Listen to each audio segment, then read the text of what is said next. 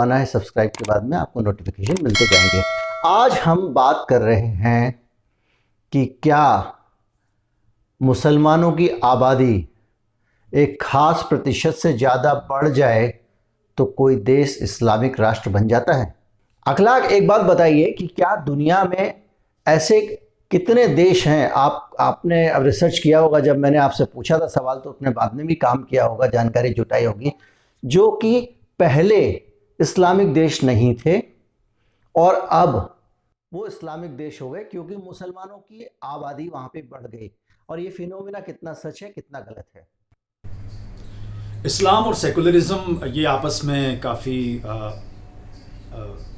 मिले जुले विषय हैं। आपको जानकर ताज्जुब होगा कि दुनिया में 24 देश ऐसे हैं जिनको हम इस्लामी देश समझते हैं, लेकिन वो सेकुलर स्टेट है, और जिसमें मुस्लिम आबादी वाला सबसे बड़ा देश दुनिया का इंडोनेशिया है, और फिर मिस्र है यानी इजिप्ट जिसे आप कहते हैं, सीरिया है। इसके अलावा यूरोप में अल्बानिया है, एशिया का अज़रबैजान है, यूरोप का बोस्निया हर्जेगोविना है, बुर्किना फासो, बांग्लादेश। ये बहुत इंपॉर्टेंट है समझना क्योंकि आबादी बहुत ज़्यादा है और भारत से अलग हुआ था। Chad, Guinea Bissau, Kazakhstan, Kosovo, Kyrgyzstan, Mali, Niger, Northern Cyprus, Senegal, Sierra Leone, Tajikistan, तुर्की, तुर्कमेनिस्तान, उज़्बेकिस्तान और फ़िलिस्तीन यानी पैलेस्टाइन। दुनिया में इतने सारे देश जहाँ पर मुसलमान, कई देश तो ऐसे हैं जहाँ 99% तक हैं और उसके बावजूद वो सेकुलर हैं। वहाँ पर किसी भी मज़हब के मानने वाले को अपने पूजा स्थलों को बनाने, अपने हिसाब से उपासना करने, अपने हिसाब से पारिवारिक, जिसको हम पर्सनल लॉ कहते हैं, वो निभाने का भी अधिकार है। इसके अलावा स्टेट का अपना एक निज़ाम है, जैसे कि भारत में संविधान है जिसे हम आइन दस्तूर कहते हैं। तो हम ये कतई नहीं कह सकते कि जहाँ मुसलमान मेजोरिटी में होते हैं वहाँ राज्य सेकुलर नहीं रहते। 24 देश तो मैंने गिनवा दिए हैं। तो एक चीज़ बताइए, इसके अलावा तो ये बड़ी संख्या उन देशों की भी है। मैं जानना चाहता हूँ कि जो इस्लामिक देश हैं जितने भी दुनिया में हैं, वहाँ पे जो हिंदू आबादी रहती है, जो सिख आबादी रहती है, जो ईसाई आबादी रहती है, उनकी क्या स्थिति है? कितने ऐसे देश हैं जहाँ पे उनके लिए जीना मुश्किल है और कितने ऐसे देश हैं जहाँ पे उनकी ज़िंदगी जो है बहुत आसान है, मुस्लिम मेजोरिटी के बीच में रह रहे हैं और अपना जीवन आसानी से चला रहे हैं।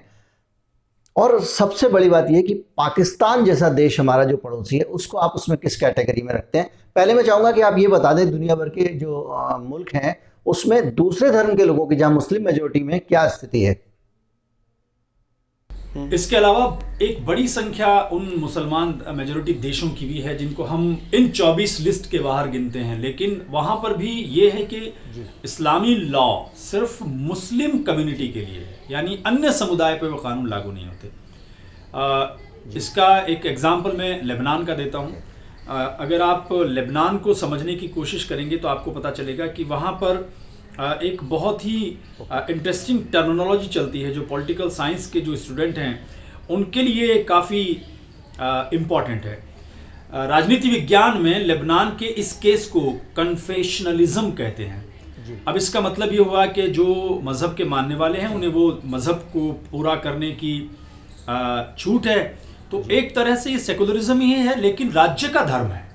बड़ा इंटरेस्टिंग केस है लेबनान का, अगर आप पढ़ना चाहें तो। ये जो कन्फेशनलिज्म है, बल्कि वहाँ पर तो जो पद हैं वो भी धर्म के आधार पर रिजर्व हैं कि राष्ट्रपति इस मज़हब का होगा, प्रधानमंत्री इस मज़हब का होगा, और मुसलमानों में भी वहाँ पर शिया और सुन्नियों के बीच में भी पद बटे हुए हैं। तो दुनिया में पॉलिटिकल साइंस में इस्लाम, डेमोक्रेसी और सेकुलरिज्म को समझने के लिए सबसे इंटरेस्टिंग केस लेबनान का है। तो आप पाएंगे कि तकरीबन सभी इन देशों में, जो 24 के अलावा भी मैं जो देश बता रहा हूँ जहाँ पर सभी मजहबों के पर्सनल लॉ अलग अलग तरह से लागू हैं, वहाँ पर पूरी तरह से छूट है। कुछ ऐसे केस हैं जिसमें हम कह सकते हैं कि हाँ वो थोड़ा सा रेडिकल इस्लाम की तरफ हैं और बाकी मज़हब के लोगों के लिए बंदिश है। बेशक ऐसा सबसे ज़्यादा सऊदी अरब में पाया जाता है। वहाँ पर स्टेट का न सिर्फ मज़हब है बल्कि स्टेट की पॉलिसी में एक शब्द है मोनोथेइज्म।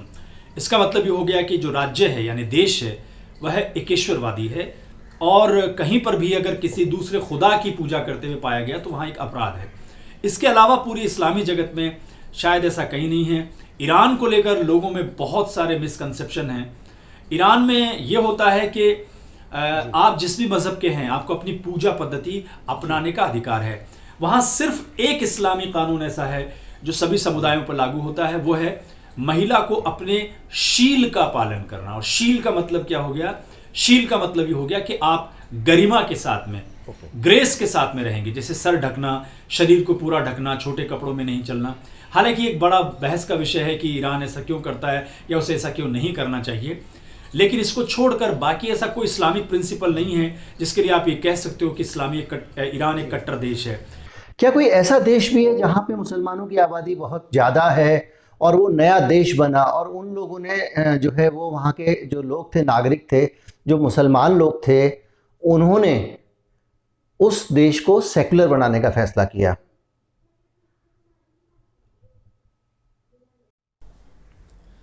सूडान का मैं विशेष जिक्र करना चाहूँगा यहाँ पे।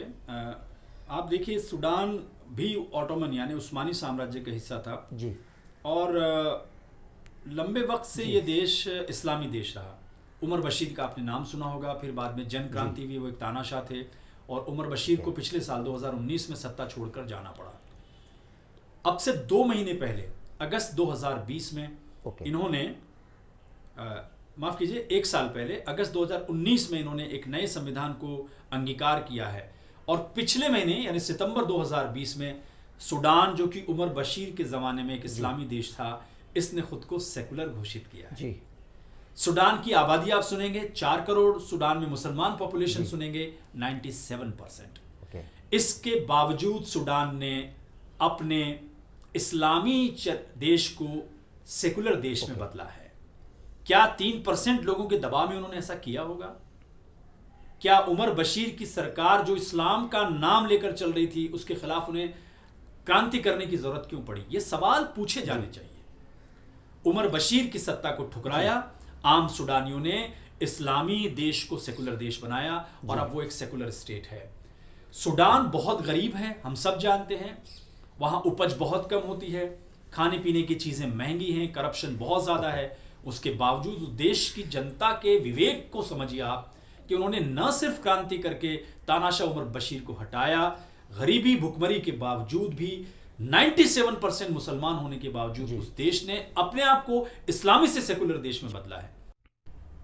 एक सवाल आपने जो पूछा कि जहां 50% या उससे ज्यादा मुसलमान हो जाते हैं तो वो देश इस्लामी हो जाता है, एक्चुअली में फॉर्मूला बिल्कुल काम नहीं करता।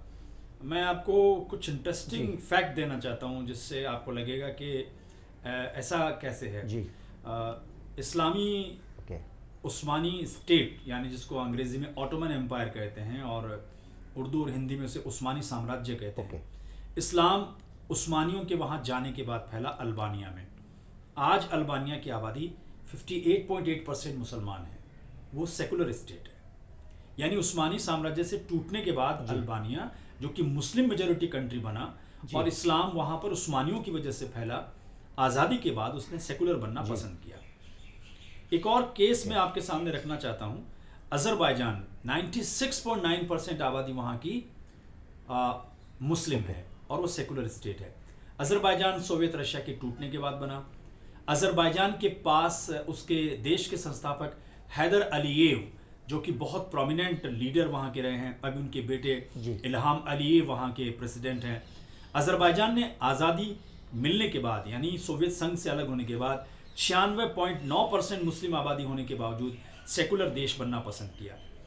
इसी तरीके से हमारे पड़ोस में बहुत इंटरेस्टिंग बांग्लादेश, वहाँ की आप देखिए 17 करोड़ की आबादी है।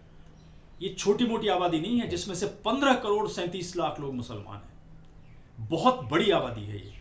और बांग्लादेश की कुल आबादी का 90.4 करीब यानी 90.5% लोग मुसलमान हैं, उसमें भी सुन्नी मुसलमान हैं। और उन सुन्नी मुसलमानों में भी जो थॉट ऑफ स्कूल चलता है वो मैक्सिमम उत्तर भारत के उत्तर प्रदेश से गया है, जिसे हम वहाबी देवबंदी या बरेलवी यानी कि सूफी कहते हैं। वहाँ ये दोनों सेक्ट हैं, वहाँ धर्म को लेकर बहुत प्रैक्टिसिंग है, बहुत ही रेगुलरिटी पाई जाती है। इसके बावजूद बांग्लादेश ने सेकुलर देश बनना पसंद किया। बोस्निया हर्जेगोविना यूरोप का एक संघर्ष करने वाला विकासशील देश है, वहाँ की आबादी 50.7% है। कोई हमको समझाने की कोशिश करे कि मुसलमान 50% के ऊपर होता है तो देश सेकुलर नहीं रहता। बोस्निया हर्जेगोविना आज भी एक विकसित देश नहीं है, यूरोप में है, अल्बानिया का पड़ोसी है, और उसने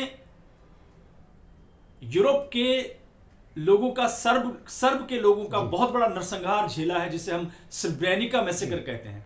एक शहर था स्रेब्रेनिका जहां चुन चुन के मुसलमानों को मारा है, लेकिन उसके बावजूद बोस्निया हर्जेगोविना ने अपने देश के सेकुलर चरित्र को नहीं छोड़ा। तो अभी आपने देखा, हमने बात की अखलाक उस्मानी से, जो बहुत बड़े लेवल पे काम कर रहे हैं और इस्लामिक वर्ल्ड को लेकर, और हिंदुस्तान में जो वहाबियत के खिलाफ एक अभियान चल रहा है। वहाबियत मतलब एक ऐसे लोग जो जिनके बारे में ये माना जाता है कि वो अपेक्षाकृत अधिक कट्टर होते हैं, उसमें ये शामिल हैं। बड़े स्तर पर देश भर के विद्वानों को इकट्ठा करके, और ये लगातार जो भारत में इस्लाम है उसमें समझदारियाँ पैदा करने के लिए काम करते रहते हैं, उसमें समझदारियाँ पैदा क्या बढ़ाने के लिए काम करते रहते हैं। तो कुल मिला के जब आप ये सारी जानकारी इकट्ठी करते हैं, जब ये सारी जानकारियाँ आपके पास आती हैं, तो आपको पता लगता है कि जो हम रियलिटी चेक करने के लिए निकले थे, जहाँ से हमने शुरुआत की थी कि जाने कि क्या होता है, तो पता चलता है कि ये भी एक झूठ है कि मुसलमानों की आबादी जब बढ़ जाती है तो कोई देश इस्लामिक राष्ट्र बन जाता है। 100 साल में कोई भी देश आबादी बढ़ने या घटने के कारण इस्लामिक राष्ट्र नहीं बना। जो देश, जो आबादियां पहले ही से ही ज़्यादा थी और वो अपने देश से अलग हुए, उनमें से किसी ने अगर इस्लामिक राष्ट्र चुन लिया हो, जैसे पाकिस्तान है, तो वो एक आध दो उदाहरण समझ में आते हैं। लेकिन ऐसा नहीं है कि आप कहीं पे किसी एक धर्म की आबादी बढ़ जाएगी तो वो उसका जो है वो इस्लामिक राष्ट्र स्थापित हो जाएगा। लेकिन मैं यहाँ पे एक चीज़ और स्पष्ट करना चाहूँगा, भारत में, मैं इस पर भी वीडियो बनाऊँगा, भारत में मुसलमानों की आबादी की रफ्तार ज़्यादा नहीं है। इस वीडियो का मतलब ये ना निकाला जाए कि वो बेतहाशा आबादी बढ़ा रहे हैं और हम उसका समर्थन कर रहे हैं, ऐसा नहीं है। अगर आप पाकिस्तान का, जो मैंने पाकिस्तान में हिंदुओं की क्या स्थिति है, उस वहाँ की आबादी को लेकर वीडियो बनाया है, इसी चैनल पे मौजूद है। तो अगर आप पाकिस्तान में हिंदुओं की आबादी जिस तेज़ी से बढ़ रही है, उससे अगर भारत के मुसलमानों की आबादी की तुलना करें तो बहुत कम है। लेकिन मेरा मानना यह है कि आबादी किसी भी तरह से ज़्यादा बढ़ना ठीक नहीं है, तो हिंदुओं की हो, मुसलमानों की हो। और जहाँ तक मुझे लगता है, जो मेरा काम है, मैंने जो समझा है कि जो लोग कम पढ़े लिखे होते हैं वो ज़्यादा बच्चे पैदा करते हैं। जो निर्धन लोग होते हैं, जो पिछड़े हुए लोग होते हैं, उनके बच्चे ज़्यादा पैदा होते हैं, वो किसी भी धर्म के हों।